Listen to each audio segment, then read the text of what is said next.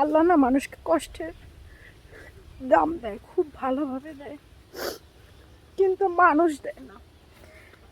আমি এতটা কষ্ট, আজকে আমার এত কষ্ট লাগতেছে, সত্যি কথা বলতে অনেক কষ্ট হতেছে। শখের তোলা নাকি 80 টাকা, আমি মনে করি শখের তোলা তো কোটি টাকা। আজকে সকাল থেকে মনটা অনেক খারাপ, তারপরেও অনেকগুলো কাজ করতে হয়েছে। হ্যাঁ, এই যে আমার এক একটা শখের কাঁথাগুলো, নকশি কাঁথা ধুয়ে দিচ্ছি, এরপরে অনেক কিছু ধুয়ে দিচ্ছি। আর আমি মাঝে মাঝে গ্রামে থাকি, যেহেতু বৃষ্টি হলে একটা স্যাঁতস্যাঁতে ভাব হয়ে যায়, আর কাঁথাগুলো গায়ে দেয় আর কাঁথাগুলো ধুয়ে দেই, সাথে অনেকগুলো কাপড় চোপড়ও ধুয়ে দিচ্ছি। গোসল করলে ফেললাম তাড়াতাড়ি করেই, তবে মনটা খুবই খারাপ। একটা কথা বলি, যেই লোকটা আপনার অনেক কষ্টের কারণ হবে, সেই লোকটাকে আপনি কখনোই ক্ষমা করবেন না। ক্ষমা করা অনেক বড় মহৎ একটা গুণ, কিন্তু কিছু মানুষকে না কখনোই ক্ষমা করা উচিত না। আমি খুব শখ করে বাড়িতে এসেছিলাম, খুব শখ করে আমি একটা হাঁস মুরগির খামার করেছিলাম, আর এখান থেকে আমি এত ভালো ফিডব্যাক পেয়েছিলাম। আল্লাহ না মানুষকে কষ্টের দাম দেয়, খুব ভালোভাবে দেয়, কিন্তু মানুষ দেয় না। আমি এতটা কষ্ট, আজকে আমার এত কষ্ট লাগতেছে, সত্যি কথা বলতে অনেক কষ্ট হতেছে।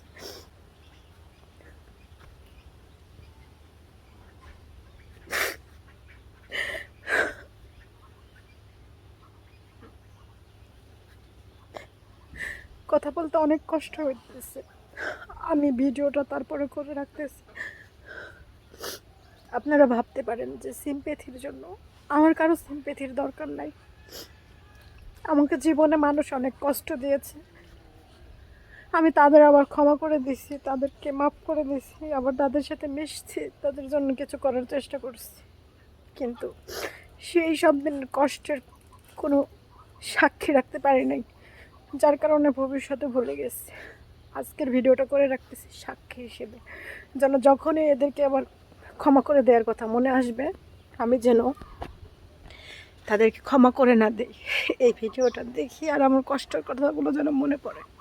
আজকে আমার সত্যি অনেক কষ্ট হইতেছে, তার কারণ কি জানেন? এই যে আপনারা দেখলে হাসতে পারেন, আমার খামারটা আজকে ফাঁকা হয়ে গেছে। আমি অনেক আশা করে অনেকগুলো হাঁস কিনছিলাম, কিন্তু আমি নিজের বাড়িতে নিজের জায়গায় সেই হাঁসগুলো পালতে পারলাম না, আমাকে বিক্রি করে দিতে হইতেছে, হয়তো সবগুলোই বিক্রি করে দিব। আর আমি যখন আজকে আমার খামারের কাছে এসে দাঁড়াচ্ছি বারবার, আমার খুবই কষ্ট লাগতেছে। আমার এই পুরো খামারটা না একদম ভরা ছিল, আমি অনেক আশা নিয়ে শহর থেকে গ্রামে আসছিলাম। এখন আপনারা অনেকেই বলতে পারেন, আপনি কি গ্রামে হাঁস মুরগির খামার দিতে গেছেন?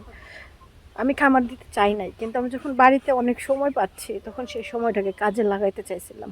আর আমি অনেক শখ করেই এই হাঁসগুলো কিনছিলাম, আর আমার শখের হাঁসগুলোকে যখন কিছু মানুষের জন্য বিক্রি করে দেয়া হলো, পালতে পারতেছি না,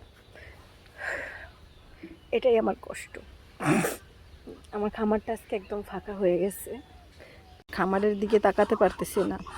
আমার এই খামারটা না একদম গম গম করতো আমার হাঁসের কারণে। আমি এখান থেকে অনেক বড় বড় হাঁসগুলো বিক্রি করে দিচ্ছি, আর অল্প কিছু হাঁস আছে, এগুলোও বিক্রি করে দিব, কারণ এদের জন্য অনেক কিছু আমাকে শুনতে হয়েছে, কষ্ট করতে হয়েছে। হাঁস মুরগির জন্য যে এতটা মায়া কাজ করে মানুষের, যে এই হাঁস মুরগি এগুলো পালবো আর এগুলোর জন্য এত কষ্ট ফেস করতে হবে, ঠিক আমার আজকে এরকমটাই লাগতেছে। আমার নিজের সন্তানকে যদি কেউ নিয়ে যেত, যেরকম লাগতো, ওই যে বলে শখের তোলা 80 টাকা, আমার কাছে আজকে মনে হচ্ছে শখের তোলা মনে হয় যে সত্যি কোটি টাকা।